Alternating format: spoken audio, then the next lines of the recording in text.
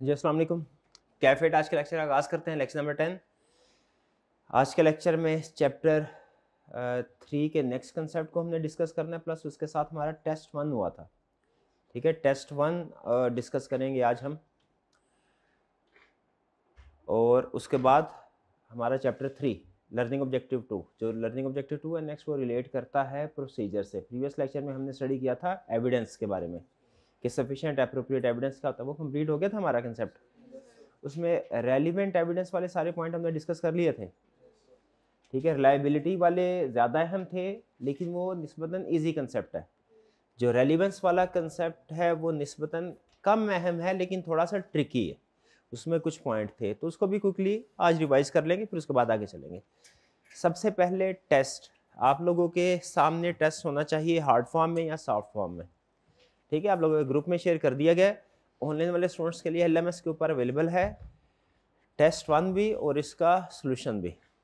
तो इसको पहले अपने सामने रखिए ताकि डिस्कशन में पार्टिसिपेट कर सके। अगर किसी स्टूडेंट के पास नहीं है फिर भी वो बोर्ड की तरफ प्रोजेक्टर में देखिए, ताकि क्वेश्चन जो है साथ साथ उसके अल्फाज क्लियर होते रहें। आपने ख़ास तौर पे नोट करना है कि क्वेश्चन में जो वोकैबुलरी यूज़ करता है, वो अल्फाज यूज़ करता है, इसका मतलब क्या होता है। ठीक है, क्योंकि क्वेश्चन की स्टेटमेंट ही हमें बताती है कि हमने आंसर में क्या लिखना है और कैसे लिखना है। ठीक है जी। अच्छा, पहली चीज़ आपको पता है, ये टेस्ट 1 हमारा चैप्टर 1 में था। नेक्स्ट वीक में चैप्टर 2 आपका टेस्ट होगा।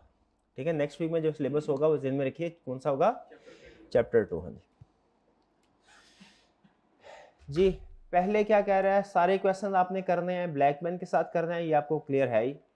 You can attempt multiple question on same page. ये मैंने आपको बताया था कि हम सिर्फ अपना पेज बचाने के लिए ये प्रैक्टिस कर रहे हैं, वरना जब ICAP के पेपर में आप जाएंगे, पेपर देंगे, तो आपने हर क्वेश्चन को, हर पार्ट को बल्कि सेपरेट पेज पे करना है। फिर इसके बाद बाकी इंस्ट्रक्शन तो क्लियर हैं आपको। Question number 1, what is the difference between N assurance engagement and an audit engagement. ये कंसेप्चुअल क्वेश्चन है, इसमें ऐसा नहीं है कि आपने डेफिनेशन को रिप्रोड्यूस करना था। ठीक है, अगर करें भी तो वो आपको सिर्फ एश्योरेंस एंगेजमेंट की डेफिनेशन याद होगी, ऑडिट एंगेजमेंट की अलग से कोई स्पेसिफिक डेफिनेशन नहीं है।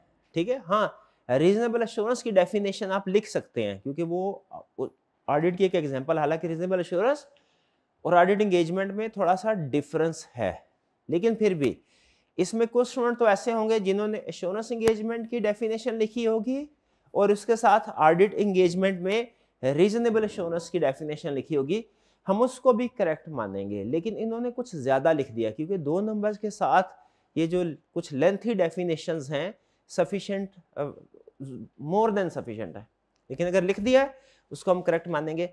जो कंसेप्चुअली इसका डिफरेंस है वो सिर्फ इतना सा है, एक लाइन लिखनी थी और आपको 2 नंबर मिल जाने थे। वो क्या कि audit engagement is a type of assurance engagement.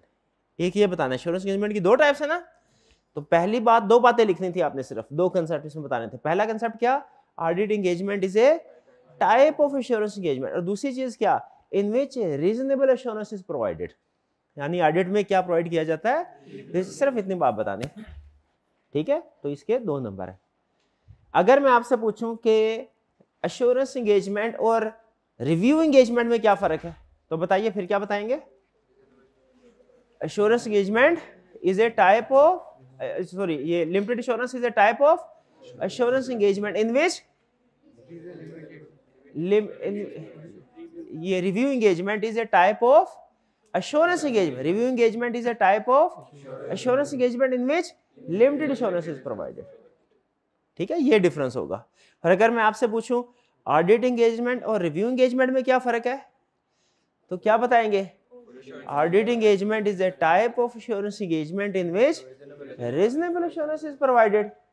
Review engagement is a type of assurance engagement in which limited assurance is provided. ठीक है जी। अगर तो कम मार्क्स हो इतना काफी है, अगर ज्यादा मार्क्स हो तो आप मजीद भी लिख सकते हैं। मजीद अगर मैं आपसे पूछूं ऑडिट एंगेजमेंट और रिव्यू एंगेजमेंट में क्या फर्क है, क्या बताएंगे। प्रोसीजर के हिसाब से बताइए क्या फर्क है, किसमें प्रोसीजर ज्यादा और किसमें कम है। ऑडिट एंगेजमेंट में प्रोसीजर ज्यादा, रिव्यू में कम है। अच्छा, इस प्रोसीजर की वजह से क्या हमारा लेवल ऑफ एश्योरेंस में भी फर्क पड़ता है। बिल्कुल। किस में पॉजिटिव फॉर्म ऑफ कंक्लूजन बताया जाता है? ऑडिट। और किस में नेगेटिव फॉर्म ऑफ कंक्लूजन बताया जाता है? रिव्यू में। तो ये कुछ मजीद चीजें भी डिफरेंस में आप लिख सकते हैं ऑडिट और रिव्यू में। लेकिन यहाँ पे उससे डिफरेंस क्या पूछा है? एश्योरेंस एंगेजमेंट और ऑडिट। तो सिंपल होगा, क्या सिंपल? कि ऑडिट टाइप है एश्योरेंस एंगेजमेंट की, दो ही तो टाइप्स होती हैं, ऑडिट और रिव्यू। इसमें कोई प्रॉब्लम? चलिए आगे चलते हैं। Next question B. सबसे ये छोटी सी लग रहा है कि केस स्टडी है, जरा इसको पढ़ लेते हैं। अगर कोई लेंथी क्वेश्चन हो ना, आपने सबसे पहले रिक्वायरमेंट पढ़नी है।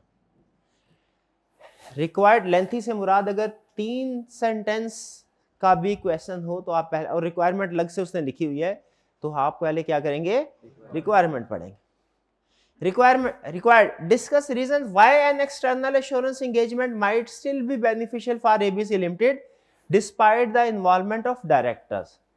ठीक है, इससे हमें कुछ अंदाजा हो रहा है कि वो हमसे कुछ बेनिफिट्स पूछ रहा है एक्सटर्नल एश्योरेंस एंगेजमेंट के, लेकिन फिर भी कंटेक्स्ट पढ़ते हैं सारा। कह रहे हैं फैमिली ओन्ड मैन्युफैक्चरिंग कंपनी।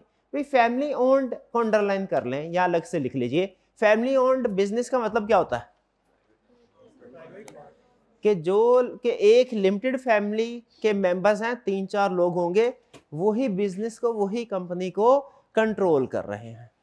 ठीक है, अच्छा बताइए क्या ऑडिट पॉइंट ऑफ व्यू से फैमिली ओन्ड बिजनेस एक पॉजिटिव चीज है या नेगेटिव चीज है? बताइए पॉजिटिव चीज कैसे है? हाँ, वो खुद ही बिजनेस को मैनेज कर रहे हैं।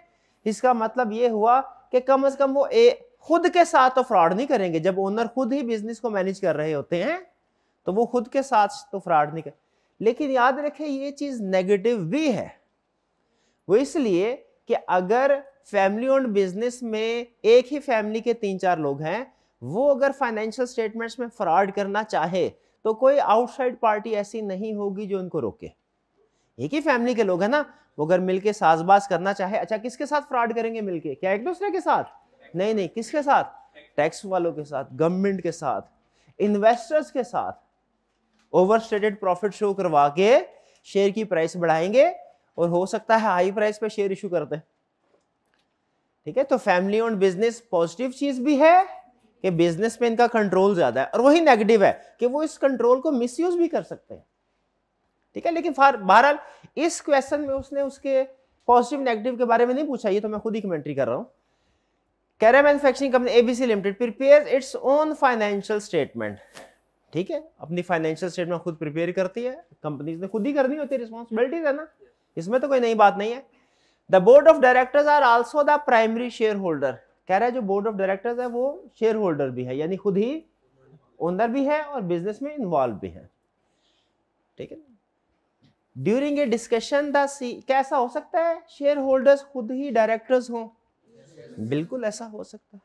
ठीक है, बल्कि कंपनी लॉ में तो वो कहता है कि डायरेक्टर बनने के लिए शेयर होल्डर होना लाजमी है, लेकिन वो थोड़े बहुत शेयर्स हो तो प्रॉब्लम नहीं होती। यहां पे आप नोट कीजिए, वो कह रहा है कि प्राइमरी शेयर होल्डर यानी मेजर शेयर होल्डर है।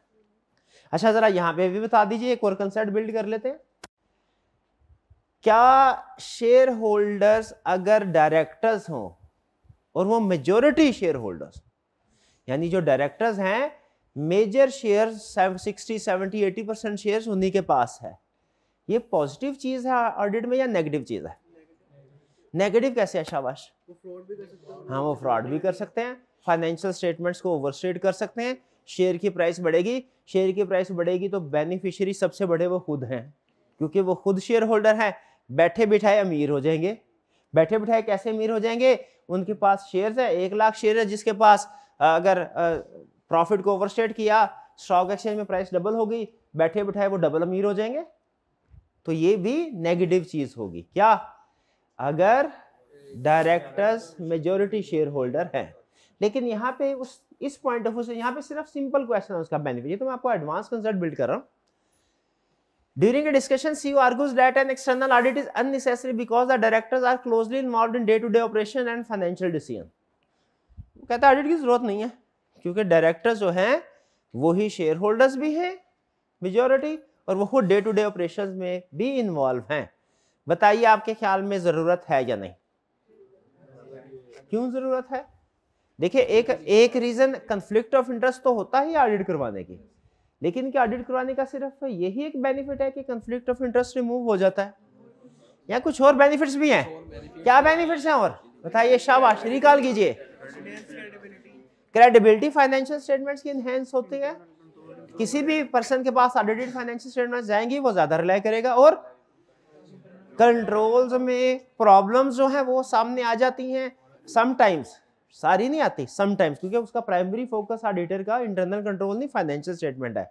चलते चलते कोई बेसिक अंडरस्टैंडिंग लेते हुए प्रॉब्लम नजर आ गई कंट्रोल्स में, वो कम्युनिकेट कर दी जाएगी, और क्या होगा, और हाँ लीगल रिक्वायरमेंट्स के साथ कंप्लायंस इंश्योर हो जाती है। ठीक है, अब फाइनेंस रेज करना हो बैंक वगैरह से, उसमें हेल्प हो जाती है। तो ये बहुत से इसके बेनिफिट। इस क्वेश्चन में फिर क्या लिखना था हमने, बेनिफिट्स। अच्छा, मार्क्स है 4, आपके ख्याल में मार्किंग प्लान क्या होगा, एक बेनिफिट का 1 नंबर, शाबाश, ठीक है जी। लेकिन अगर कभी थोड़ा सा ज्यादा आप लिख सकते हो विद इन प्रेस्क्राइब्ड टाइम, ठीक है, उस टाइम में थोड़ा सा ज्यादा लिख सकते हो, तो ज्यादा लिखना बेहतर है या नहीं है? बिल्कुल है। क्वेश्चन 1 में कोई प्रॉब्लम, कोई प्रॉब्लम नहीं। हाइब्रिड क्लास रूम नंबर 4, कोई प्रॉब्लम जी, कोई प्रॉब्लम है तो हाथ उठाइए जरा जी। हमारे टीम मेंबर थोड़ा सा जरा आगे स्टूडेंट्स के पास आ जाएं, ताकि कोई स्टूडेंट अगर पूछना चाहता है तो फौरी तौर पे पूछ ले। रूम नंबर 6 में कोई प्रॉब्लम जी, किसी स्टूडेंट से बात करा दीजिए मेरी जी। रूम नंबर 6 में कोई प्रॉब्लम मेरे भाई?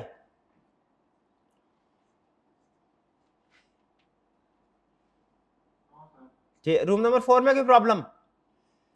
जरा जल्दी से किसी भी स्टूडेंट, ये पास जो स्टूडेंट है मेल स्टूडेंट, इनसे पूछ लें।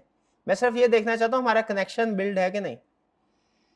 जी भाई, कोई प्रॉब्लम है जी? शुक्रिया। Next question 2, give any 2 examples about uncertainty relating to financial statements being audited by you। अच्छा, इसमें बताइए सबसे अहम लफ्ज कौन सा है, अनसर्टेनिटी। क्या फाइनेंशियल स्टेटमेंट्स के कुछ एरियाज में अनसर्टेनिटीज होती हैं? अनसर्टेनिटी का मतलब ये, क्या ऐसा हो सकता है कि आप एक्यूरेसी के साथ ना बता सके कि ये अमाउंट क्या होगी? बिल्कुल ऐसा हो सकता है। क्या एग्जांपल्स हैं? एग्जांपल पूछिए उसने जी।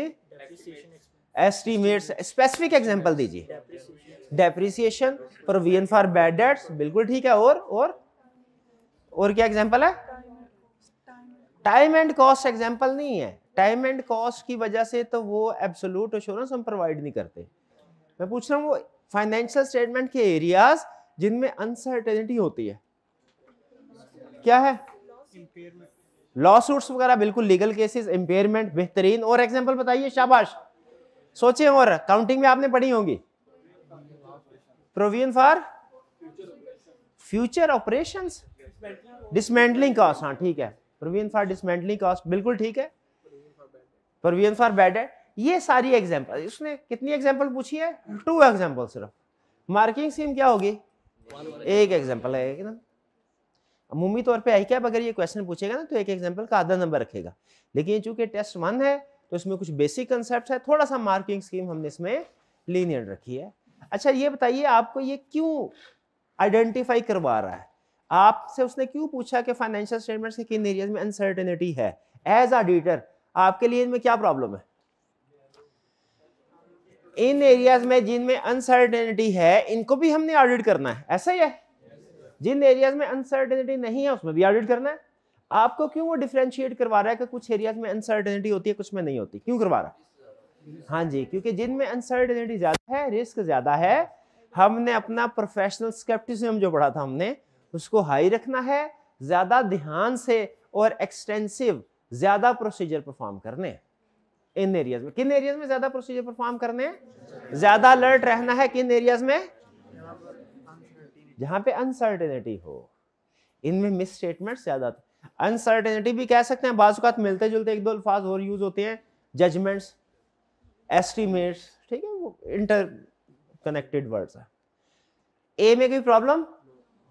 बी, ए कंपनी, सॉरी रिक्वायरमेंट पहले पढ़ा नहीं हमने। Describe why such estimate and judgments present inherent limitation to the assurance engagement and how this impact the level of assurance provided. Such estimate, कौन सा estimate नहीं बताया उसने, इसको पढ़ते हैं. कह रहा है companies financial statements are prepared based on IFRS standard. बिल्कुल ठीक है. During the audit the assurance practitioner gathers evidence. Assurance practitioner कौन है? आप लोग, ठीक है, जो वेरीफाई करने के लिए आए हैं उस इंफॉर्मेशन को.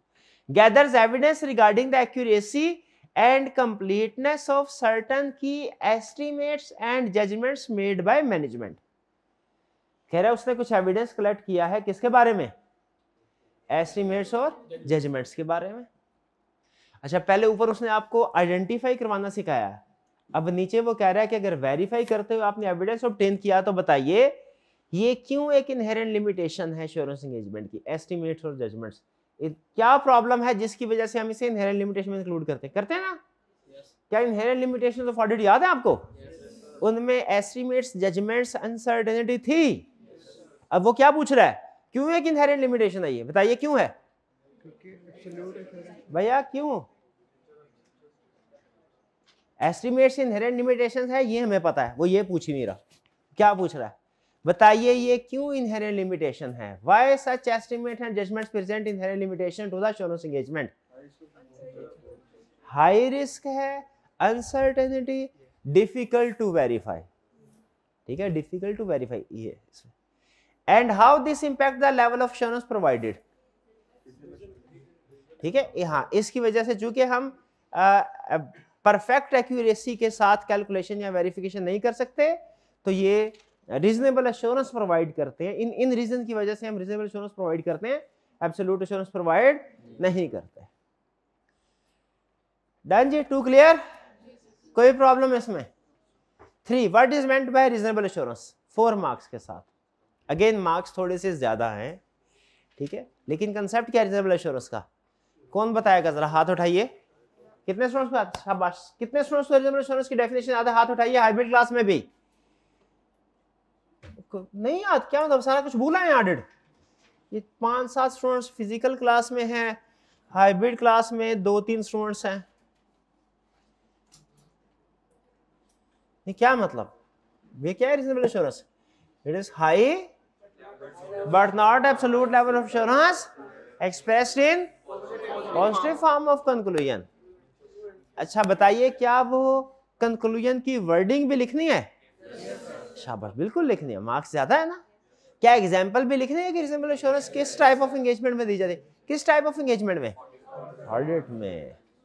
ऑडिट ऑफ फाइनेंशियल स्टेटमेंट्स कह लें, audit of historical financial statements कह लें, सिर्फ ऑडिट भी कह लें तो वो भी हम करेक्ट मानेंगे. वैसे सिर्फ ऑडिट लिखने की बजाय ऑडिट ऑफ फाइनेंशियल स्टेटमेंट्स लिखना चाहिए, क्योंकि ऑडिट और भी बड़ी चीजों का हो सकता है. बताया था ना, सब्जेक्ट मैटर बहुत से हो सकते हैं. तो हमारे सिलेबस में चूंकि सिर्फ फाइनेंशियल स्टेटमेंट्स, तो बेहतर है ऑडिट ऑफ फाइनेंशियल स्टेटमेंट्स लिखा जाए. Part be required. Identify and describe 4 elements of N assurance engagement in this context, ensuring each element is properly tailored to the situation. ये प्रोबेबली पूरे टेस्ट में सबसे मुश्किल क्वेश्चन आपके लिए साबित हुआ होगा, क्योंकि थोड़ा सा इसको हमने जो आपने याद किया हुआ था उससे डिफरेंशिएट करने की कोशिश की है, केस स्टडी स्टाइल बनाने की कोशिश की है. कंसेप्ट कौन सा पूछ रहे हैं? Elements of assurance. अगर आपसे सिंपल इतना पूछते हैं ना कि बताइए 4 एलिमेंट्स ऑफ एश्योरेंस एंगेजमेंट को डिफाइन कीजिए, आप आसानी से उनको एक्सप्लेन कर देते. ठीक है, याद है ना? ठीक है, शाबाश. बताइए जी मेरे भाई, बताइए कौन से एलिमेंट्स ऑफ एश्योरेंस एंगेजमेंट है? 4 बताइए. नहीं याद करके आया? क्यों नहीं याद करके? टेस्ट दिया मेरे भाई ने? ऐसे ना करे, आगाज में ही, ऑडिट के आगाज में भी इस तरह. नहीं जी मेरे भाई, एलिमेंट्स ऑफ एश्योरेंस एंगेजमेंट 4. कोई से 5 थे ना टोटल? ये हाल है. क्यों नहीं याद किया भाई? कैफ 8 ऑडिट कैफ लेवल का आखिरी पेपर है और आप साथ साथ. अच्छा चले कोई बात नहीं, ईद की छुट्टियों की वजह से जेहन से निकल गया ना. हाँ, अब बोले सर आज घर जाके रिवाइज करेंगे, सब याद आ जाएगा इंशाल्लाह. बोले कर लेंगे याद. चलिए, तो कौन से एलिमेंट्स है? 3 party relationship, subject matter, suitable criteria, evidence, written. लेकिन यहाँ पे क्या कह रहा है? कह रहा है मुझे इस कंटेक्स्ट के मुताबिक बताओ ठीक है। ए पोटेंशियल क्लाइंट अप्रोचेस योर, यानी हमने एक्सप्लेन तो करना ही करना है, लेकिन फिर इस सिचुएशन जो उसने दी है इसके लिहाज से बताना है थ्री पार्टीज कौन सी हैं, ठीक है, सब्जेक्ट मैटर क्या है और इसके अलावा एविडेंस क्या है वगैरह वगैरह, सुटेबल क्राइटेरिया क्या है, रिपोर्ट इसमें क्या होगी, ये बताना है। अगर किसी स्टूडेंट ने सिर्फ उसको रिप्रोड्यूस किया एज इट इज, कंटेक्स्ट के साथ लिंक नहीं किया, तो हम उसके आधे नंबर काट लेंगे, ठीक है।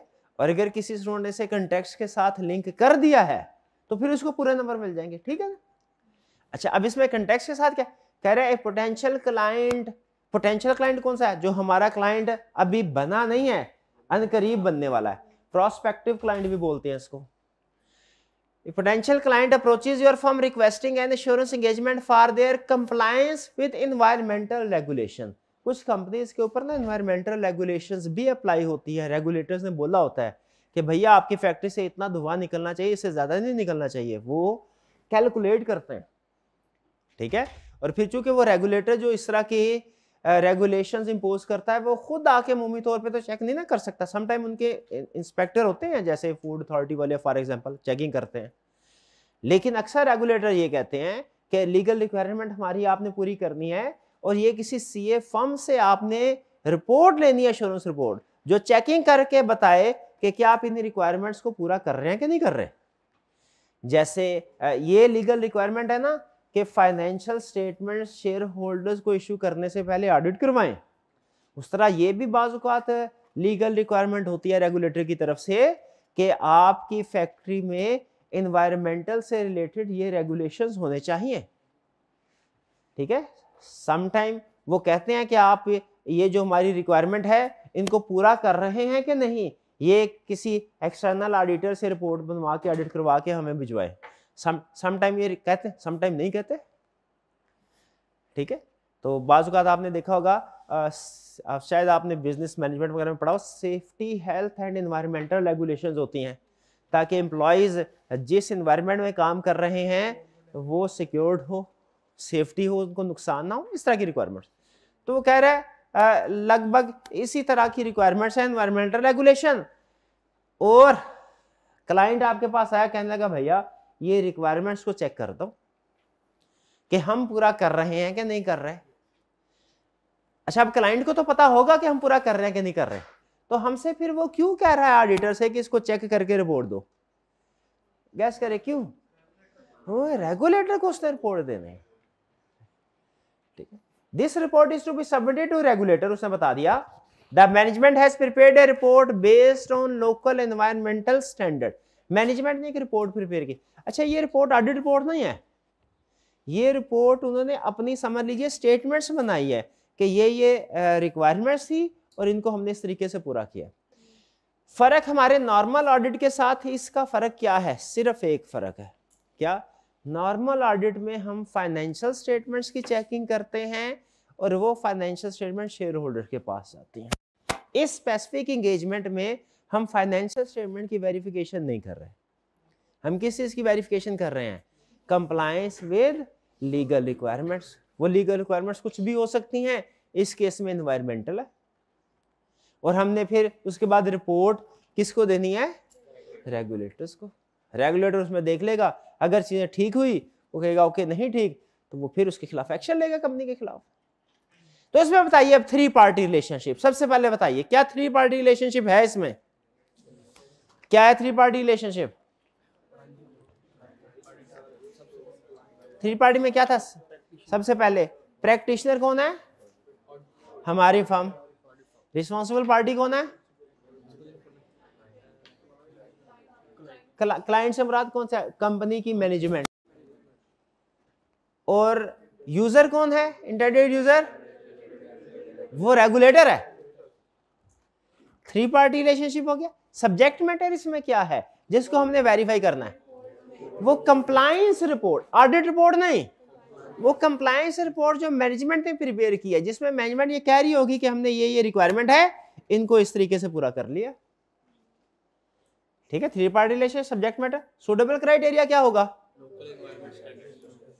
वो एनवायरमेंटल स्टैंडर्ड्स जो कि किसने इशू किए हुए हैं, रेगुलेटर ने, ठीक है। Subject suitable criteria. एविडेंस क्या होगा? एविडेंस इस एंगेजमेंट में क्या होगा? वो चेकिंग, वो प्रोसीजर जो हमने परफॉर्म किए हुए हैं, ये चेक करने के लिए कि क्या सारी रेगुलेटरी की रिक्वायरमेंट को पूरा कर दिया गया कि नहीं। जैसे जितनी भी रिक्वायरमेंट्स है वो हम चेक कर रहे होंगे। हो सकता है वो कहें कि मशीनरी जो है कोई भी 10 साल से पुरानी नहीं होनी चाहिए, तो वहाँ पे जितनी भी मशीनरी इंस्टॉल हुई है उसकी एज देखेंगे, इनवाइस देखेंगे कि वो कब बाय की गई थी, परचेज की, ठीक है। एंगेजमेंट के लिहाज से प्रोसीजर डिफरेंट होते हैं ना। हो सकता है वो कहे कि जी जो पोल्यूशन है वो उसकी लिमिट, मंथली लिमिट इतनी होनी चाहिए, तो हम देखेंगे कि क्या पोल्यूशन को कैलकुलेट करने के लिए क्या तरीकाकार अपनाया गया है और उसके मुताबिक भी ही जो विद इन लिमिट्स हैं वो हो रही है कि नहीं, ठीक है। वो समटाइम इस तरह की कैलकुलेशन होती है, गाड़ी 1 किलोमीटर चलेगी तो उसमें से कितना धुआं निकलेगा, हमने कभी गौर नहीं किया, लेकिन ये कैलकुलेशंस बाकायदा अगर करना चाहें आप तो कर सकते हैं। कंपनीज समटाइम करते भी हैं ये कैलकुलेशंस। ये थोड़ा सा तरीकाकार डिफरेंट है फाइनेंशियल स्टेटमेंट की वेरिफिकेशन से, लेकिन इसमें कंसेप्ट क्या आपको दिया गया है कि जरूरी नहीं दुनिया में हम सिर्फ फाइनेंशियल स्टेटमेंट्स को ही वेरीफाई करें, हम फाइनेंशियल स्टेटमेंट्स के अलावा दूसरे सब्जेक्ट मैटर भी वेरीफाई कर सकते हैं। चूंकि फाइनेंशियल स्टेटमेंट से हटके एग्जांपल है, आपको थोड़ी डिफरेंट लगेगी, लेकिन इसने आपका एक बहुत अच्छा कंसेप्ट बिल्ड किया है जो CFAB लेवल पे आपके काम आएगा। वो कंसेप्ट क्या भला? इस पूरे केस में सिंगल कंसेप्ट क्या है जो नया बिल्ड किया कि हम एज ऑडिटर सिर्फ फाइनेंशियल स्टेटमेंट्स ही नहीं बल्कि उसके अलावा किसी भी और चीज को भी चेक कर सकते हैं, किसी भी और स्टेटमेंट, किसी भी और रिपोर्ट को, ठीक है। और रिपोर्ट क्या होगी? वो सिंपल जो हम रिटन फॉर्म में प्रोवाइड करेंगे मैनेजमेंट को, और मैनेजमेंट अपनी स्टेटमेंट के साथ रेगुलेटर्स को सबमिट करवाएगी। क्लियर जी? ये थोड़ा सा डिफिकल्ट क्वेश्चन था, इसमें कोई प्रॉब्लम नहीं है। चलिए आगे चलते हैं। नेक्स्ट क्वेश्चन 4 जी, हाइब्रिड क्लास रूम नंबर 4, बताइए इसमें कोई problem? Hybrid class room number 4 में हमारे साथी जरा सामने आ जाएं जी। ये फीमेल साइड पे जो सेकंड बेंच पे मेरी बहन बैठी है, इनसे पूछिए कोई प्रॉब्लम। जी बताइए कोई प्रॉब्लम? ये क्वेश्चन आपको समझ आ गया है? ये 3 का पार्ट बी, कोई प्रॉब्लम तो नहीं है इसमें? मेरे भाईजान उनके सामने रखे ना, ये नए भाई हैं हमारे, अच्छा ट्रेनिंग नहीं की आपने। चलिए रूम नंबर 4 इसमें बताइए, सॉरी ये रूम नंबर 6 में बताइए कोई प्रॉब्लम? ये फ्रंट पे जो भाई बैठे हैं हमारे, इनसे पूछिए फर्स्ट बेंच पे। जी मेरे भाई, ये 3 का पार्ट भी समझ आ गया आपको? तो इसमें आपने क्या सीखा मुझे बताइए, सबसे अहम चीज क्या सीखी?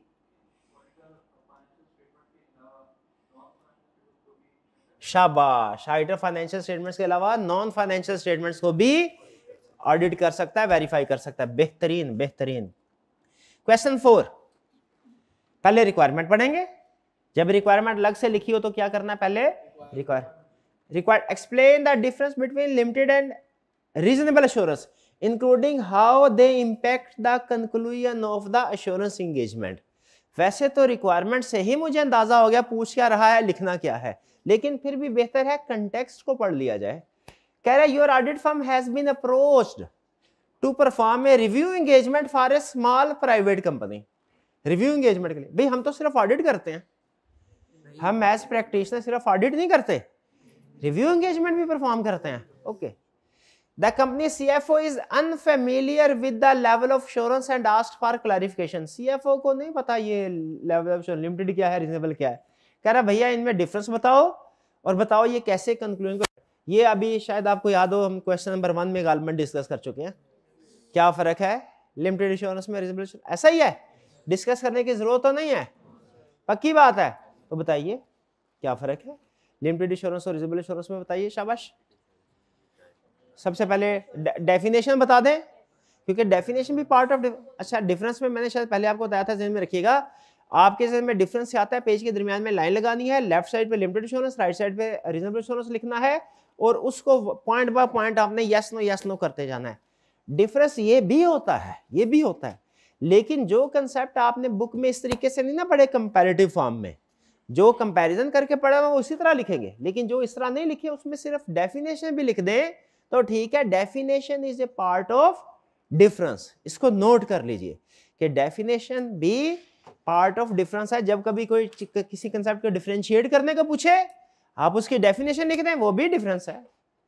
हमने एश्योरेंस एंगेजमेंट और ऑडिट एंगेजमेंट में को दरमियान में लाइन लगा के थोड़ी एक्सप्लेन किया है, हमने तो उसे स्टेटमेंट फॉर्म में एक्सप्लेन किया है।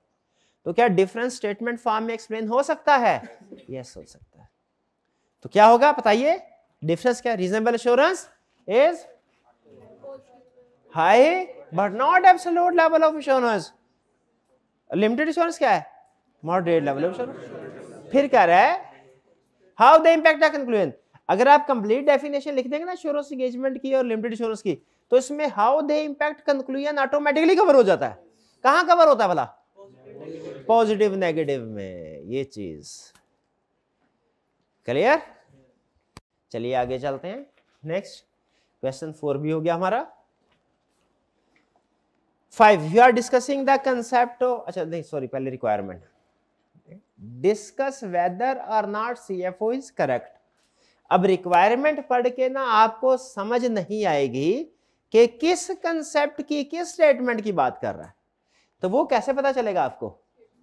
स्टेटमेंट से। बाज़ औक़ात रिक्वायरमेंट से हमें अंदाजा हो जाता है क्या पूछ रहा है, क्या लिखना है। बाज़ औक़ात रिक्वायरमेंट से अंदाजा, जैसे इस क्वेश्चन में अंदाजा नहीं होता। स्टूडेंट गलती क्या करते हैं, एक बाज़ औक़ात कुछ स्टूडेंट्स ना ये बना लेते हैं कंसेप्ट, सर रिक्वायरमेंट पढ़ के हमें पता ही नहीं चल रहा क्या लिखना है, तो हमारी तैयारी ठीक नहीं है इस चैप्टर की। क्या इसका यही मतलब है? ये मतलब नहीं है। आपने पूरा क्वेश्चन पढ़ा, जब रिक्वायरमेंट से पता ना चल रहा हो क्या लिखना है, तो पूरा क्वेश्चन पता चले, फिर असल इंफॉर्मेशन आपको वो कंटेक्स्ट में उसने बताई होती है। You are discussing the concept of absolute assurance with the CFO of a new client who believes that an audit will guarantee that the financial statements are 100% accurate. Discuss whether or not the concept of CFO is correct. CFO ठीक है या गलत? CFO ठीक है कि गलत? CFO कह रहा है एब्सोल्यूट एश्योरेंस प्रोवाइड करनी है, सही कह रहा है कि गलत कह रहा है? गलत कह रहा है। अब आप कैसे उसकी गलतफहमी को दूर करेंगे? क्या कहेंगे? भैया हम तो एब्सोल्यूट एश्योरेंस गारंटी सर्टिफिकेशन कुछ नहीं देते, एब्सोल्यूट हम तो देते हैं रीजनेबल एश्योरेंस, सिर्फ इतना लिख दें। ज्यादा इनहेरेंट लिमिटेशंस भी लिखनी है, ये कैसे पता चला आपको? 4 नंबर। ये चीज डन जी, लिख देंगे, छाप छूप देंगे, हैं मेरा भाई? बताइए फिर क्या छापेंगे? इनहेरेंट लिमिट, मैं भी वही पूछ रहा हूं, क्या बताइए?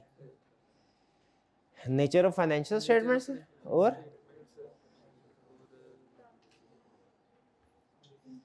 Nature of audit procedure. क्या आप ऐसी गाड़ी खरीदना पसंद करेंगे जो धक्का स्टार्ट हो जब आप चार्टर्ड अकाउंटेंट बन जाएंगे? बताइए यस या नो। नहीं। तो क्या ऐसी कंपनी आपको ऐसे चार्टर्ड अकाउंटेंट को हायर करना पसंद करेगी जिससे कोई सवाल पूछे वो अड़ अड़ के जवाब दे और कहे नहीं मुझे थोड़ा सा टाइम दे दे, मैं किताबें देख लूँ अपनी?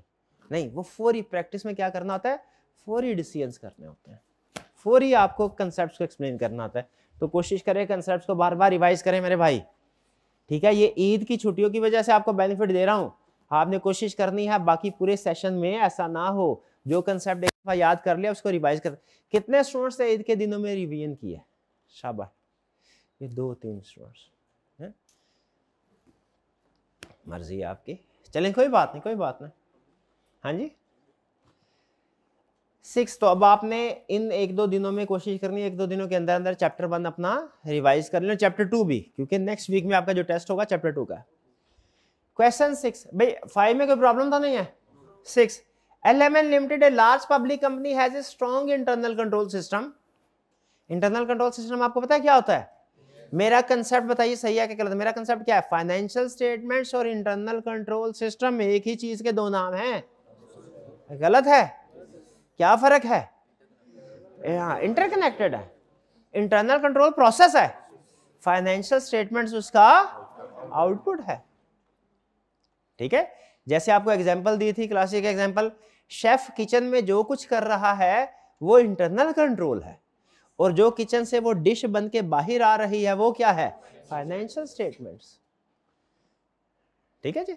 तो अगर अच्छा किचन होगा, साफ सुथरा होगा, शेफ एक्सपीरियंस्ड होगा, मसाले पूरे होंगे, सही जो इंग्रेडिएंट्स जो बैलेंस्ड है, उसके साथ डिश बनी होगी तो मोस्ट लाइकली डिश क्या होगी, अच्छी होगी, ठीक है, स्वादिष्ट होगी, शाबाश। और अगर ये चीजें नहीं है तो फिर मोस्ट लाइकली क्या होगी, डिश वो मजे की नहीं होगी। तो उसी तरह इंटरनल कंट्रोल अगर स्ट्रांग होंगे, इनका फाइनेंशियल स्टेटमेंट का इम्पैक्ट है क्या, यस क्या इम्पैक्ट है, internal control strong, financial statements good, internal control bad, financial statements miss statement भी होंगी उसमें। Internal control strong, financial statement miss statement या क्यों कह ले कम होंगी, कम होंगी। और अगर इंटरनल कंट्रोल वीक है तो फाइनेंशियल स्टेटमेंट में मिस स्टेटमेंट ज्यादा होंगी। क्या कोई स्टूडेंट पूरी क्लास में मुझे एक इंटरनल कंट्रोल की एग्जांपल दे सकता है फाइनेंशियल स्टेटमेंट के हवाले से, शाबाश जी। हाँ, रिकंसिलिएशन स्टेटमेंट अगर नहीं बनाई जा रही तो इसका मतलब क्या होगा, इंटरनल कंट्रोल वीक है, ठीक है। शेफ अगर ये नहीं देख रहा जो मसाले इस्तेमाल कर रहा है वो एक्सपायर्ड है कि नहीं, तो इंटरनल कंट्रोल वीक। तो अगर हमारे मैनेजमेंट जिसका ऑडिट कर रहे हैं वो ये चेक नहीं कर रहे कि इन्वेंट्री ऑब्सोलीट हो गई है कि नहीं, तो फिर क्या होगा, वीक। कैसे पता चलता है इन्वेंट्री ऑब्सोलीट हो गई है कि नहीं, कैसे पता, क्या चेकिंग करने से बताइए, सोचिए क्या, कैसे। एक तो फिजिकल वेरिफिकेशन करके पता चलता भैया ये इन्वेंट्री डैमेज है, और एक होता है एजिंग रिपोर्ट। कभी काउंटिंग में सुना आपने एजिंग रिपोर्ट, एजिंग रिपोर्ट से अब इस सवाल का जवाब दो जो स्टूडेंट देगा उसे मैं ऑडिट का अभी तक एक्सपर्ट मान लूंगा। सवाल क्या है, एजिंग रिपोर्ट ऑफ इन्वेंट्री से कैसे पता चलता है कि इन्वेंट्री ऑब्सोलीट हो। देखिए फिजिकल वेरिफिकेशन से तो मुझे मैं मान तो पता चल जाता है, जो इन्वेंट्री टूटी फूटी होगी, जली होगी, खराब हालत में होगी, तो फिजिकल स्टॉक काउंट करते हुए पता चल जाएगा भैया ये तो फारग है, ठीक है।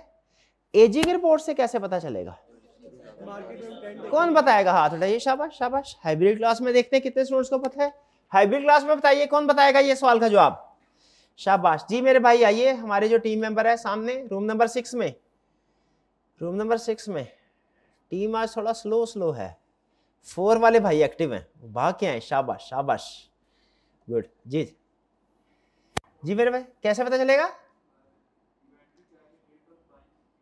हाँ जी, इन्वेंट्री जो एजिंग रिपोर्ट होगी ना उसमें देखेंगे कितनी इन्वेंट्री पुरानी है, जो पुरानी इन्वेंट्री होगी वो क्या होगी, वो ज्यादा ऑब्सोलीट होगी, और नई इन्वेंट्री कम होगी, ठीक है जी।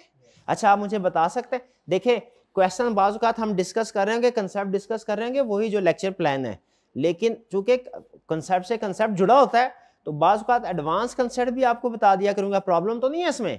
मैंने आपको बताया था ना वो हमारा सिलेबस कैसे चलेगा, ए शेप में, तो वो शुरू का जो 50% 2.5 महीने में होगा, आखिरी जो 50% है वो 1.5। उसकी रीजन ने क्या बताई थी कि हम स्टार्ट में एडवांस के कंसेप्ट जो इंटर रिलेटेड होंगे वो पढ़ रहे होंगे, क्योंकि एडवांस कंसेप्ट समझने का असूल ये होता है कि एक ही लेक्चर में आप पढ़ाएंगे तो समझ नहीं आएगा, उसको पहले 2-3 दफा उसका इंट्रोडक्शन बेस बिल्ड करनी होती है, 2-3 हिस्सों में उसको पढ़ाना होता है, फिर जाके मेन लेक्चर में जब आता है तो समझ आ।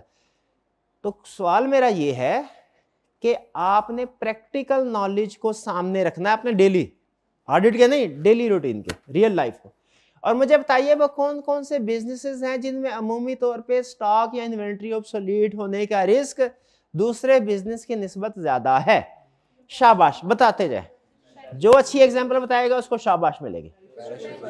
Perishable good for example fruits, शाबाश फ्रूट्स, रेस्टोरेंट्स बेहतरीन, फार्मेसी वगैरह बहुत अच्छी एग्जांपल, शाबाश शाबाश। और ग्रोसरी शॉप्स बिल्कुल ठीक है, इनमें भी बेहतरीन, तसल्ली होगी मेरी, शाबाश शाबाश। और अच्छा एक आधा ऐसी भी एग्जांपल बता दीजिए कि जिनमें ऑब्सोलीट इन्वेंट्री होने का रिस्क नहीं है या कम है। फर्नीचर शॉप्स बिल्कुल ठीक है, स्टील मिल्स वगैरह बिल्कुल ठीक, ठीक है, करेक्ट। अब एक आखिरी एग्जांपल मेरी तरफ से, एक बिजनेस में आपको बताऊंगा, आपने बताना इसमें इन्वेंट्री ऑब्सोलीट होने का रिस्क है या नहीं है, ठीक है। कहानी अब क्लाइमेक्स पे आ रही है। हमारा क्लाइंट मोबाइल मैन्युफैक्चर करता है, मोबाइल मैन्युफैक्चरिंग कंपनी का ऑडिट कर रहे हैं, बताइए क्या इसमें इन्वेंट्री ऑब्सोलीट होने का रिस्क है? कितने स्टूडेंट का ख्याल है रिस्क है? हाथ उठाइए, हाइब्रिड क्लास में भी हाथ उठाए कितने, और कितने स्टूडेंट का ख्याल है रिस्क नहीं है? रिस्क नहीं, शाबाश, रिस्क है। अच्छा, इन्वेंट्री कैसे ऑब्सोल्यूट होगी? ये तो पेरिशेबल नहीं है, एडवांसमेंट इन टेक्नोलॉजी से। ठीक है, आप देखते होंगे हर 3-4 महीने बाद वही कंपनी नया मोबाइल का मॉडल लॉन्च कर देती है जिसमें कुछ फीचर्स एडवांस होते हैं, फीचर्स थोड़े बहुत ही फर्क हो, कभी स्टोरेज, कभी रैम, प्रोसेसर, कैमरा, कुछ ना कुछ करते रहते हैं इंक्रीज, लेकिन जब भी नया मॉडल आता है फिर पुराने मॉडल की डिमांड कम हो जाती है। आप लेटेस्ट कौन सा आईफोन का 16 है? हाँ, आप आईफोन 16 के लिए तो अपना गुर्दा बेचने के लिए तैयार हो जाएंगे, आईफोन 15 के लिए तो नहीं होंगे ना। क्यों नहीं होंगे? वो तो पुराना मॉडल है, पुराना हो गया वो। ठीक है जी, चलिए क्वेश्चन नंबर 6 कह रहे स्ट्रॉन्ग इंटरनल कंट्रोल सिस्टम है। ये एग्जांपल जो आपके साथ शेयर किए ना, इनको नोट किया करें, ये आपको आगे चल के काम आएंगी। कह रहे स्ट्रॉन्ग इंटरनल कंट्रोल सिस्टम है, आईटी के लिए गुड न्यूज के बैड न्यूज? Good news. क्यों गुड न्यूज? क्यों? कंट्रोल मैनेजमेंट का स्ट्रॉन्ग है, ऑडिटर के लिए गुड न्यूज क्यों है? हाँ, क्योंकि फाइनेंशियल गुड इंटरनल कंट्रोल की वजह से फाइनेंशियल स्टेटमेंट में मिस स्टेटमेंट होने का चांस कम है, हमें चेकिंग करने का काम भी कम करना पड़ेगा। ठीक है, फर्ज कीजिए अगर आप कोई सब्जेक्ट से टीचर से पढ़ते हैं, तो अगर फर्ज कीजिए वो टीचर टाइम पे सिलेबस कंप्लीट करवाता है, टेस्ट कंडक्ट करवाता है, उसके अलावा अच्छे तरीके से लेक्चर डिलीवर करता है, छुट्टियां कम है वगैरह वगैरह, इस सब का आप जो तैयारी करेंगे इसके ऊपर कोई फर्क पड़ेगा? कैसे फर्क पड़ेगा भाई? वो उस्ताद काम कर रहा है, अपना काम कर रहा है, आपके ऊपर क्या फर्क पड़ेगा भाई? आपके लिए आपको अपना काम फिर कम करना पड़ेगा। ऐसे दोनों इंटरकनेक्टेड है ना, उस्ताद की एफर्ट और स्टूडेंट की एफर्ट इंटरकनेक्टेड है। उस्ताद जितनी ज्यादा एफर्ट ज्यादा करेगा, स्टूडेंट को उतनी एफर्ट कम करना पड़ेगी, उस्ताद जितनी कम एफर्ट करेगा, स्टूडेंट को एफर्ट उतनी। सिंपल, जिस तरह ये इंटरकनेक्टेड है उसी तरह इंटरनल कंट्रोल फाइनेंशियल स्टेटमेंट में भी इंटरकनेक्टेड है। However, during the audit, the auditor only tests a sample of transaction. कह रहे ऑडिटर ने सिर्फ लेकिन सैंपल ऑफ ट्रांजैक्शन टेस्ट किए हैं। Explain why sampling is used in audit. अजीब बात है, बताते हम ये है रिपोर्ट के अंदर कि सारी फाइनेंशियल स्टेटमेंट्स ठीक है, बताते हम ये, चेक थोड़ा बहुत करते हैं, ये स्कैम तो नहीं है कोई, ये 2 नंबरी तो नहीं है कि चेकिंग कम की करते हैं, बताते पूरी फाइनेंशियल स्टेटमेंट के बारे में। क्या ऐसा कर सकते हैं? क्यों करते हैं हम? हाँ, टाइम एंड कॉस्ट लिमिटेशन की वजह से। लेकिन क्या ऐसा करना लॉजिकली सोचें मुनासिब है कि थोड़ी सी चीज चेक करके हम सारी फाइनेंशियल स्टेटमेंट्स के बारे में बता दें? और मैंने आपको बताया, अच्छा बताइए कोई एक प्रोफेशन ऑडिट के अलावा जो सैंपल बेस पे काम करता हो? हाँ, कुकिंग, हल्का सा चखते हैं सिर्फ, शाबाश हो। और बाज़ औक़ात ऐसा होता है इलेक्शन से पहले, आपने देखा होगा ये टीवी चैनल वाले जो है ना, ये निकल जाते हैं ये रिसर्च करने के, लोगों से पूछने के लिए। ठीक है, सर्वे होते हैं तो उसमें पूछते हैं कि बताइए आप किस पार्टी को। ये बाज़ औक़ात इलेक्शन से पहले ही पार्टीज को कैसे अंदाजा हो जाता है कि इस दफा इलेक्शन में कौन सी पार्टी जीतने वाली है? कैसे होता है? ये सर्वे से। और ये सर्वे जितने भी होते हैं हमेशा क्या होते हैं? सैंपल बेस पे। ठीक है वो, लेकिन याद रखे सैंपल जो है वो रीजनेबल होना चाहिए, उसको अच्छे तरीके से सिलेक्ट करना है। इसके बारे में हमारा एक पूरा चैप्टर है जो हमें सिखाता है। सैंपलिंग अच्छी होगी तभी आपका कंक्लूजन ठीक होगा। डन जी। Why sampling is use, clear हो गया? टाइम एंड कॉस्ट लिमिटेशन की वजह से हमारे पास टाइम कम होता है, 3-4 महीने में ऑडिट कंप्लीट करना है। कॉस्ट भी कम रखनी पड़ती है, हमें रीजनेबल हद तक रखनी पड़ती है ना। बहुत ज्यादा अगर कॉस्ट कर देंगे, पता चले सारा प्रॉफिट ऑडिटर की फीस में निकल गया, तो अगर ऐसा होगा तो कोई ऑडिट करवाएगा हमसे? नहीं करवाएगा। तो time and cost limitation reasonable रखना पड़ता है दोनों चीजों को। लेकिन याद रखिएगा एक जगह ऑडिटिंग स्टैंडर्ड में क्लियरली लिखा हुआ है, इसका ये हरगिज मतलब नहीं है कि कोई रिक्वायर्ड प्रोसीजर आप इस वजह से छोड़ दें कि उस पर कॉस्ट लग रही थी। हरगिज ये मतलब नहीं है। जैसे स्टॉक टेकिंग रिक्वायर्ड है, अब अगर स्टॉक जितनी मर्जी दूर पड़ा हुआ है क्लाइंट का, हमने जाके चेक करना है। ठीक है, वो हम फिर अपनी फीस जब डिसाइड कर रहे होते हैं ना, उसमें इस चीज का मार्जिन रखते हैं। क्लियर जी? कोई प्रॉब्लम, कोई क्वेश्चन पूरे इस टेस्ट डिस्कशन के हवाले से? कोई नहीं, ठीक है। चलिए इंशाल्लाह आपको संडे इवनिंग तक आपके टेस्ट चेक होके डिटेल्ड फीडबैक के साथ, जैसा हमने डिस्कस किया था ना, क्वेश्चन बाय क्वेश्चन, वो आपको अवेलेबल हो जाएगा, ठीक है। ये ईद की छुट्टियां जो है उनको आपने स्टैंडर्ड टाइम में ऐड नहीं करना, ठीक है। हमारी टीम भी छुट्टी, उसके लिए भी ईद थी ना। शाबाश जी। सर ये टेक्स्ट का जो है ना, जो टेक्स्ट है इंग्लिश, इसका जो फॉन्ट साइज और जो स्टाइल है, ये आई कैप का तरह कर लें, इसका आई कैप का होता है ना। ये जो इसका फॉन्ट साइज है इन्होंने कहा, और जो स्टाइल है आई कैप की तरह कर दें। अच्छा, अब मैंने हत्तुल इम्कान उसी के मुताबिक किया है। हमने एक दफ़ा, मैंने 3-4 साल पहले ये एक्सरसाइज की थी, उसका फॉन्ट साइज वर्ड में कन्वर्ट करके देखा था क्या है, और उसके मुताबिक ही इसको किया है, ठीक है। अगर आप के पास आपने कुछ इसके ऊपर वर्किंग की है और आपके पास है एग्जैक्टली क्या स्टाइल है, तो वो आप मेरे साथ शेयर कर दीजिए, मैं कर लेता हूँ। असल में वो पीडीएफ में होता है ना, तो उसका स्टाइल जानने के लिए हमें पीडीएफ से वर्ड में कन्वर्ट करना पड़ता है। तो जो वर्ड को समझ आती है, मेरा ख्याल है जैसे वही है। फ़र्क हुआ अगर आप तो मेरे साथ शेयर कर दीजिएगा। वही नहीं है, लगभग वही है, लगभग, हाँ जी वही, ठीक। चलिए और कोई क्वेश्चन? डिस्कशन क्लोज कर दें? चलिए जी, लेक्चर का ये हिस्सा यहाँ पे हम ख़त्म करते हैं। पॉज कीजिएगा जी। अब चलते हैं हम अपने नेक्स्ट कंसेप्ट की तरफ।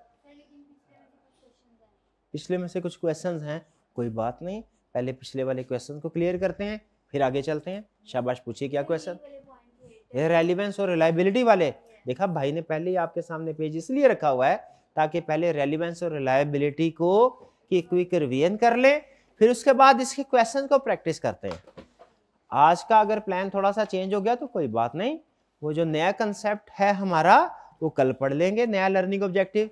लेकिन क्या इसका ये मतलब है कि आज हमने कोई नई चीज नहीं सीखी? नहीं नहीं, ये जो रिस्क असेसमेंट, मैंने आपको कुछ 3-4 एग्जांपल्स क्वेश्चन की टेस्ट डिस्कशन के दौरान में बताई है ना, ये आपको नहीं पता कितनी अहम एग्जांपल्स हैं। इन्होंने एक एडवांस कंसेप्ट बिल्ड कर दिया आपके जहनों में। बहरहाल आगे चलते हैं। एप्रोप्रिएटनेस ऑफ ऑडिट, सफिशिएंसी में तो आपको मेरा हाल है कोई प्रॉब्लम नहीं हुई होगी ना। हाँ, एप्रोप्रिएटनेस क्या है? एप्रोप्रिएटनेस डिपेंड करती है दो चीजों के ऊपर। इसका मतलब है दो चीजें, आपका एविडेंस रेलिवेंट होना चाहिए, रिलायबल होना चाहिए। रेलिवेंट का मतलब क्या है? जो हमारा पर्पस है, जो काम कर रहे हैं, दोनों में लॉजिकल कनेक्शन होना चाहिए। ये नहीं पर्पस मशरिक है, काम कर रहे हैं मगरिब, वो एविडेंस रेलिवेंट होगा ही नहीं। रिलायबल का मतलब क्या है कि एविडेंस का सोर्स जो है ट्रस्ट वर्दी हो। एविडेंस डिफरेंट सोर्सेज से मिलता है ना। किस किस सोर्सेज से हमें एविडेंस मिलता है? इनसाइड द एंटिटी भी मिलता है, आउटसाइड द एंटिटी भी मिलता है, ज़बानी कलाम में भी मिलता है, रिटन फॉर्म में भी मिलता है, ठीक है। तो सोर्स एंड नेचर जो है वो ट्रस्ट वर्दी होनी चाहिए। तो appropriateness means quality of evidence, it depends on relevance और दो चीजें। एप्रोप्रिएटनेस किन दो चीजों पर डिपेंड करती है? रेलेवेंस और रिलायबिलिटी के ऊपर। अच्छा, रिलायबिलिटी ज्यादा अहम है और आसान है एग्जाम पॉइंट ऑफ व्यू से। तो पहले रिलायबिलिटी को डिस्कस कर लेते हैं। Reliability means source, nature and circumstances under which evidence is obtained. यानी आपने अपना जो एविडेंस ऑब्टेन किया किस सोर्स से ऑब्टेन किया है, किस नेचर का है, किस शक्लो सूरत का है, किन हालात में इसको ऑब्टेन किया है। कह रहे अगर आपने एविडेंस ऑब्टेन किया है ओरिजिनल डॉक्यूमेंट से, ये क्या है? More reliable. ज़बानी कलामी किया है, लेस रिलायबल। अच्छा, ये नहीं है कि ज़बानी कलामी ओरल को हम इग्नोर ही कर देते हैं, इग्नोर नहीं करते, लेकिन ये लेस रिलायबल है। आपको इसमें क्या कंसेप्ट सिखा रहा है कि आपको एविडेंस बहुत सी जगहों से मिलेगा, हर जगह का इक्वली एविडेंस रिलायबल नहीं। एक सवाल का जवाब आपने पूछा, उसका जवाब आपको उस्ताद ने दिया। एक सवाल का जवाब आपने पूछा, आपको आपके बैचमेट ने, क्लासमेट ने दिया। कौन से वाला ज्यादा रिलायबल है? उस्ताद वाला। यही चीज आपको सिखा रहा है। ऑडिट प्रोफेशन के दौरान में भी आपको डिफरेंट सोर्सेज से एविडेंस मिलेगा, तो आपको पता होना चाहिए कौन सी चीज ज्यादा रिलायबल है। ओरिजिनल डॉक्यूमेंट मोर रिलायबल, फिर photocopy. Original document, original evidence more reliable than photocopy. Documentary यानी written evidence more reliable than oral यानी वर्बल।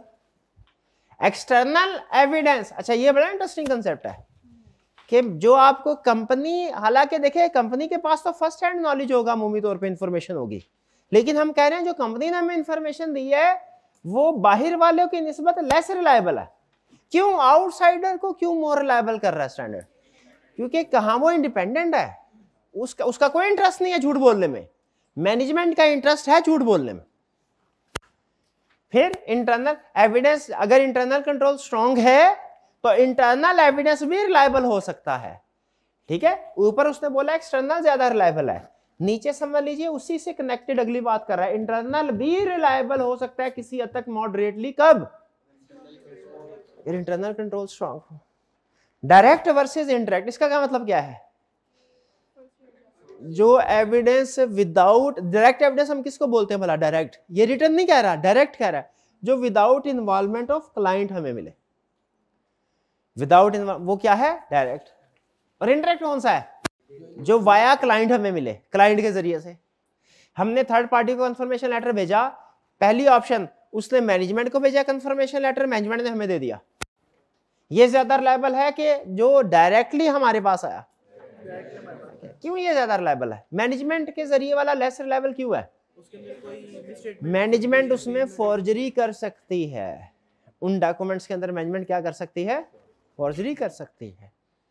आजकल तो आपको पता है ऐसी टेक्नोलॉजीज, टेक्निक्स आ गई हैं, कोई भी फोटोकॉपी आप वो जो है अपलोड करें और उसमें एडिटिंग करते रहे।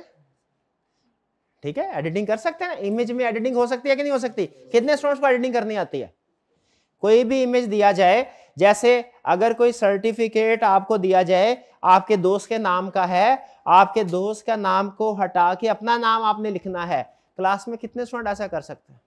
अब तो बहुत आसान हो गया। लास्ट वीक में चैट जीपीटी ने इमेज जनरेशन नया मॉडल इंट्रोड्यूस करवाया है, उसमें तो बहुत आसान, हालांकि उससे पहले भी बहुत से ऐसे सॉफ्टवेयर थे, कर सकते। तो मैनेजमेंट भी यही कर सकती है। वो बैंक का बैलेंस होगा 1 लाख, वो बना देंगे 1 करोड़, और बनाया हुआ उन्होंने, और हमारे ऑडिटर ने एक्सेप्ट भी किया वो। उसके बाद तो ये असूल बनाया उन्होंने, कहा ना ना ना, direct evidence more reliable, indirect evidence less reliable है। लेस रिलायबल एविडेंस के ऊपर फिर हम ज्यादा एतबार नहीं करते, हम फिर मोर रिलायबल एविडेंस ढूंढते हैं। ठीक है, फर्म में हमें से सिखाया जाता था कंफर्मेशन लेटर जब सेंड करने हैं ना, तो जो रिटर्न का एड्रेस है खास तौर पे हमें बताते थे, वो फर्म के ऑफिस का एड्रेस लिखना है, क्लाइंट का ऑफिस का एड्रेस नहीं लिखना, ताकि लेटर जो जवाब आए कहाँ आए? फर्म के पास, डायरेक्ट ऑडिटर के पास। क्लियर जी? चलिए आगे चलते हैं। हाँ, नेक्स्ट क्या है जी? रेलिवेंस। रेलिवेंस के पॉइंट सुनिए जरा। कह रहे हैं रेलिवेंस का मतलब क्या है कि जो आपकी असर्शन टेस्ट, असर्शन किसको बोलते हैं? पर्पस या स्टेटमेंट बाय मैनेजमेंट। असर्शन किसको बोलते हैं? स्टेटमेंट। हमारा पर्पस वही होता है ना, मैनेजमेंट की स्टेटमेंट को वेरीफाई करना है। ठीक है, फाइनेंशियल स्टेटमेंट तो एक बड़ी स्टेटमेंट है, इसके अंदर भी बहुत सी स्टेटमेंट्स है। मैनेजमेंट कह रही है सेल्स बिल्कुल ठीक है, कम नहीं है, क्या ये स्टेटमेंट नहीं है? मैनेजमेंट कह रही है सेल्स ज्यादा नहीं है, जब फाइनेंशियल स्टेटमेंट हमें दे रही है मैनेजमेंट कहती है फाइनेंशियल स्टेटमेंट ठीक है, इसका मतलब क्या? मैनेजमेंट क्या कह रही है?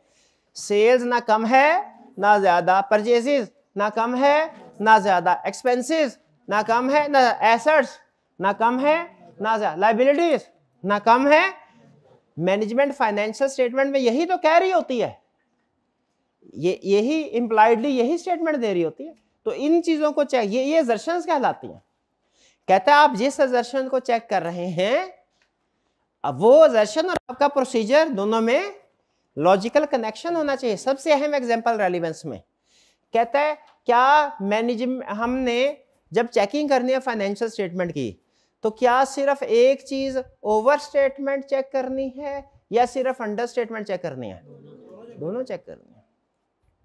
ओवर स्टेटमेंट चेक करने के लिए प्रोसीजर कुछ और होगा, अंडर स्टेटमेंट के लिए प्रोसीजर कुछ होगा। बता ये रहा है, ये बात समझ आती है आपको? फिर इसको एग्जांपल के जरिए एक्सप्लेन कर रहा है। कहता है सेल साइकिल होता है ना, सेल साइकिल, उसमें क्या होता है? वैसे तो आपने पढ़ा होगा सेल्स ऑर्डर है, फिर कोटेशंस होती है, फिर सेल्स ऑर्डर होता है, फिर गुड डिस्पैच नोट होता है, फिर कस्टमर की एक्नॉलेजमेंट होती है, फिर इनवॉइस होती है, फिर उसके बाद रिकॉर्डिंग होती है टी अकाउंट में। लेकिन मैं डिटेल स्टेप्स की तरफ नहीं जा रहा, simple 2 documents, 2 steps. Number 1 good dispatch note बनती है, नंबर 2 टी अकाउंट में एंट्री रिकॉर्ड होती है। ऐसा ही है ना, सेल्स सिस्टम में ये 2 स्टेप्स होते हैं। क्या स्टेप्स होते हैं? गुड डिस्पैच नोट बनते हैं, नंबर 2 टी अकाउंट या फाइनेंशियल स्टेटमेंट उसमें एंट्री होती है रिकॉर्ड। ठीक, ये जो डॉक्यूमेंट्स हैं इनको हम बोलते हैं सपोर्टिंग डॉक्यूमेंट। सपोर्टिंग डॉक्यूमेंट से मुराद वो रिकॉर्ड जो फाइनेंशियल स्टेटमेंट में ट्रांजैक्शन रिकॉर्ड हुई है उसको सही साबित कर रहा हो, उसको हम क्या बोलते हैं? Supporting document. आप इस कॉलेज के स्टूडेंट हैं, आपके पास क्या सपोर्टिंग एविडेंस है? सपोर्टिंग, हाँ कार्ड, वो सपोर्टिंग डॉक्यूमेंट है या सपोर्टिंग एविडेंस कह ले उसको। अगर आपने ये चेक करना है सेल्स ओवरस्टेटेड नहीं है तो सोचें स्टार्ट कहां से करेंगे? ओवरस्टेटेड सेल्स कहां पड़ी होगी? डॉक्यूमेंट गुड डिस्पैच नोट में या के टी अकाउंट में? टी अकाउंट में पड़ी होगी। सोचें कहां पड़ी होगी? टी अकाउंट में पड़ी होगी। फेक सेल अगर क्लाइंट ने रिकॉर्ड की है तो वो फेक सेल कहां होगी? फेक सेल से मुराद वो सेल होती है जिसमें कोई चीज आपने कभी डिस्पैच की ही नहीं, सिर्फ आपने डेटर डेबिट सेल हवाई एंट्री पास कर दी है, उसे कहते हैं फेक सेल। फेक सेल किसे? जिसमें कोई चीज कभी डिस्पैच, क्योंकि अगर कोई चीज डिस्पैच कर दी है फिर सेल रिकॉर्ड की है वो तो जेन्युइन सेल है। तो अब ये इसका मतलब क्या हुआ? फेक सेल कहां पड़ी? सोचे सोचे सोचे। ठीक है, आप सैंपल कहां से सिलेक्ट करेंगे? स्टार्ट कहां से करेंगे? टी अकाउंट से। और देखेंगे क्या गुड डिस्पैच नोट है कि नहीं। जिस एंट्री का गुड डिस्पैच नोट होगा वो जेन्युइन है, और जिसका गुड डिस्पैच नहीं है वो मिस स्टेटमेंट है, फेक है। समझ आती है बात? और अगर रिस्क ये हो अंडर स्टेटमेंट का, यानी कुछ गुड्स जो है वो डिस्पैच तो कर दिए, रिकॉर्ड नहीं की। अंडर स्टेटमेंट का मतलब यही होता है ना, डिस्पैच तो कर दी है, ये कैसे मिलेंगी आपको? क्या ये टी अकाउंट में ढूंढना पड़ेगा? नहीं नहीं, उसमें तो ऑलरेडी वो जो रिकॉर्ड हो चुकी है, हम तो ढूंढ रहे हैं वो जो अनरिकॉर्डेड है। अनरिकॉर्डेड सेल्स कहां पड़ी हुई हैं ये जानना, ये है रेलिवेंट। तो अब आप सैंपल कहां से सिलेक्ट करेंगे? Good dispatch. और क्या चेक करेंगे? लेजर में एंट्री है कि नहीं। जिस गुड डिस्पैच नोट की लेजर में एंट्री होगी, ठीक है। तो इससे हमें बड़ा ही अहम सबक मिलता है, क्या कि गुड डिस्पैच नोट और इनवॉइस रिकॉर्ड होना टी अकाउंट में, गुड डिस्पैच नोट और रिकॉर्डिंग इन टी अकाउंट, ये एक ही डोर के 2 सिरे हैं। लेकिन अगर आप पहले सिरे से दूसरे की तरफ जाएं तो कोई और असर्शन वेरीफाई होती है, कोई और एविडेंस मिलता है। और अगर दूसरे सिरे से पहले की तरफ जाएं कोई और एविडेंस। अगर हम डॉक्यूमेंट से रिकॉर्डिंग की तरफ जाएं तो कंप्लीटनेस वेरीफाई होती है कि कंप्लीटली रिकॉर्ड है कि नहीं, डॉक्यूमेंट से रिकॉर्डिंग की तरफ से। और अगर आप रिकॉर्डिंग का सैंपल स्लाइड करके डॉक्यूमेंट्स को चेक करें तो पता चलता है ट्रांजैक्शन जेन्युइन है कि नहीं, एक्चुअली अकर हुई है कि नहीं, उसको हम बोलते हैं अकरेंस। तो ये बहुत ही अहम, रिलायबिलिटी में सबसे अहम, सॉरी रेलिवेंस में सबसे अहम कंसेप्ट यही है, क्या कि भाई असर्शन के लिहाज से आपका प्रोसीजर बनता है। अगर आपने अकरेंस को चेक करना है, किसको चेक करना है? अकरेंस को। तो एविडेंस कोई और है, कंप्लीटनेस को चेक करना है तो एविडेंस कोई और है। अगर कंप्लीटनेस को चेक करना है स्टार्ट कहां से करेंगे? हाँ, डॉक्यूमेंट से। यही कह रहा है test item outside counting system. Counting system किसको बोलते हैं? जनरल लेजर ट्रायल को। कहता है इससे बाहर वाली चीजों को सेलेक्ट करो और उनको कंपेयर करो। Verify external documents are recorded in the accounts, यानी एक्सटर्नल डॉक्यूमेंट्स का मतलब क्या है? गुड डिस्पैच नोट को चेक करो सैंपल स्लाइड करके कि वो रिकॉर्ड हुआ है। और अगर अकरेंस को चेक करना है, अकरेंस मतलब कि वाकई हाँ जेन्युइन है, O for occurrence, O for overstatement. Check करना है कि अकाउंट ओवर स्टेटेड तो नहीं है। ज्यादा तो एंट्रियां नहीं रिकॉर्ड कर ली, तो उसके लिए क्या करना पड़ेगा, टी काउंट से, जो कि ज्यादा एंट्रियां रिकॉर्ड हुई है तो वो कहाँ होगा, टी काउंट। टी काउंट से सैंपल सेलेक्ट करके देखना पड़ेगा, डॉक्यूमेंट्स के साथ मैच करना पड़ेगा। ए से बी की तरफ जाएंगे एविडेंस कुछ और, बी से ए की तरफ आएंगे एविडेंस कुछ और। बहुत अहम कंसेप्ट है ऑडिट का ये, अगर आपको समझ आ गया, घर जाके ना आपने इसको बार बार पढ़ना है, समझना है।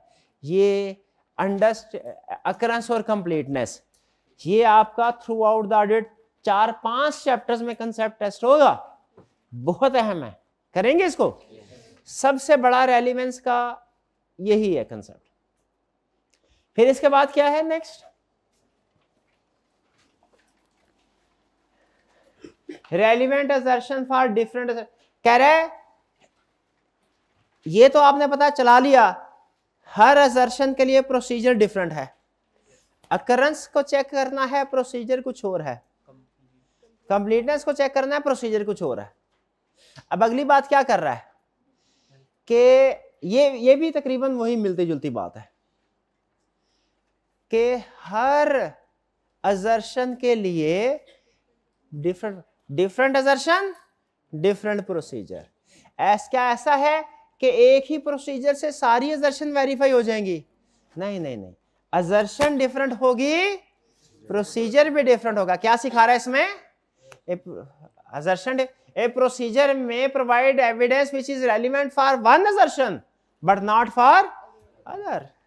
जैसे अगर हम उसी एग्जांपल से इसको निपटाते हैं, अगर हम डॉक्यूमेंट्स का सैंपल लेके चेक करें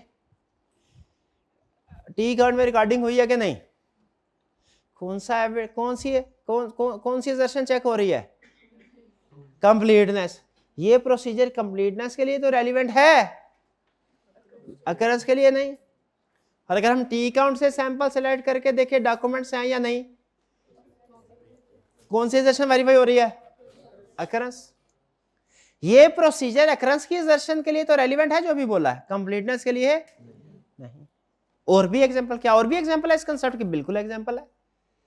हमारे एक असर्शन होती है, यानी हमने ये भी चेक करना होता है फिक्स एसेट क्लाइंट के नाम पे है कि नहीं, क्लाइंट की ओनरशिप है कि नहीं, और ये भी चेक करना होता है कि वो एग्जिस्ट कर रहा है कि नहीं कर रहा। ये दोनों अलग अलग असर्शन होती है, असर्शन आएंगी आगे भी। एक एसेट्स को चेक करते हुए एक चीज आपने क्या चेक करनी है, क्लाइंट के नाम पे है कि नहीं, क्लाइंट की ओनरशिप है कि नहीं। दूसरी चीज क्या करनी है, फिजिकल एग्जिस्ट करता है कि नहीं। अब मैं आपको प्रोसीजर बताता हूं, आपने बताना है ये प्रोसीजर इस असर्शन के लिए रेलिवेंट है कि नहीं।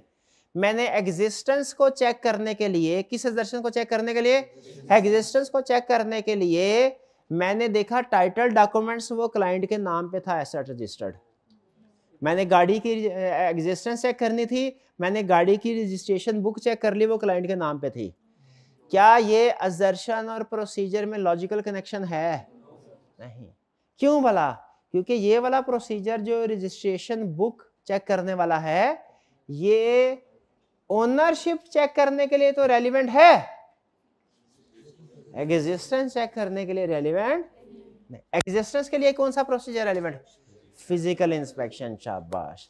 तो क्या एग्री करते हैं कि कुछ प्रोसीजर एक असर्शन के लिए तो रेलिवेंट है, दूसरी के लिए नहीं है। इसका मतलब ये हुआ हमें हर असर्शन के लिए अलग अलग प्रोसीजर परफॉर्म करने हैं। फाइनेंशियल स्टेटमेंट्स का ना एक स्ट्रक्चर होता है, स्ट्रक्चर ज़हन में रखिएगा। ओवरऑल फाइनेंशियल स्टेटमेंट, उसको 5 हिस्सों में डिवाइड किया। सबसे अहम हिस्सा इनकम स्टेटमेंट बैलेंस शीट। तो ये इनकम स्टेटमेंट बैलेंस शीट के अंदर बहुत से एरियाज हैं, बहुत से, जैसे वो साइंस में पढ़ाते हैं ना, पता नहीं क्या अजीब सा कंसेप्ट होता है, मुझे तो साइंस इतनी पढ़ी नहीं है। वो होता है कि एटम, मॉलिक्यूल और पता नहीं क्या क्या स्ट्रक्चर बताते हैं ना इस तरह का। हाँ, आप एक्सपर्ट हैं इसमें, आपको बेहतर।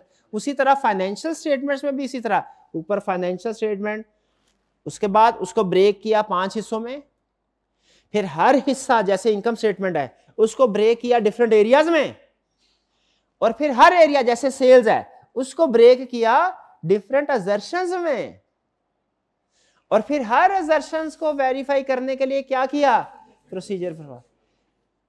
पहले एक असर्शन वेरीफाई हुई, फिर दूसरी हुई, फिर तीसरी, फिर चौथी, फिर 5वीं, फिर 6ठी। जब सारी असर्शन वेरीफाई हो गई तो एरिया वेरीफाई हो गया। जब सारे एरियाज वेरीफाई हो गए, स्टेटमेंट वेरीफाई हो गई, इनकम स्टेटमेंट जैसे, और जब पांचों स्टेटमेंट वेरीफाई हो गई, फाइनेंशियल स्टेटमेंट ऑडिट हो गई, ऑडिट कंप्लीट, घर जाओ साइन करके। ये समझ रहे हैं कैसा हमने उसको डिग डाउन किया है? तो ये कंसेप्ट, तो यहां पे क्या बता रहा है कि जब आपने हर एरिया की डिफरेंट असर्शंस होगी, 6 असर्शन होती है हर एरिया की, कितनी होगी? 6 असर्शन होगी। हर असर्शन का प्रोसीजर डिफरेंट है। फिर कंट्रोल टेस्टिंग और फाइनेंशियल स्टेटमेंट टेस्टिंग, ये तो सबसे आसान है ना। कहता है अगर आपने test of control perform, internal control को चेक करना है सही है कि गलत, तो प्रोसीजर कुछ और होगा, उसे बोलते हैं टेस्ट ऑफ कंट्रोल। अगर आपने फाइनेंशियल स्टेटमेंट्स को चेक करना है तो प्रोसीजर कुछ और होंगे, उन्हें बोलते हैं सब्सटेंटिव प्रोसीजर। ठीक है, ये सिंपल कंसेप्ट। यानी सिंपल क्या कह रहा है, कंट्रोल्स को चेक करना है, प्रोसीजर कुछ और होंगे। मकसद क्या है, अगर इंटरनल कंट्रोल्स को चेक करना है तो हमारे प्रोसीजर क्या होंगे?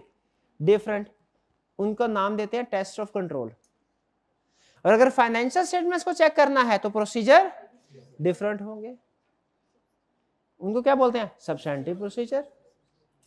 चेक करना है डिश मजे की है कि नहीं, तो प्रोसीजर कुछ और होंगे, क्या करेंगे? डिश को खाएंगे भैया।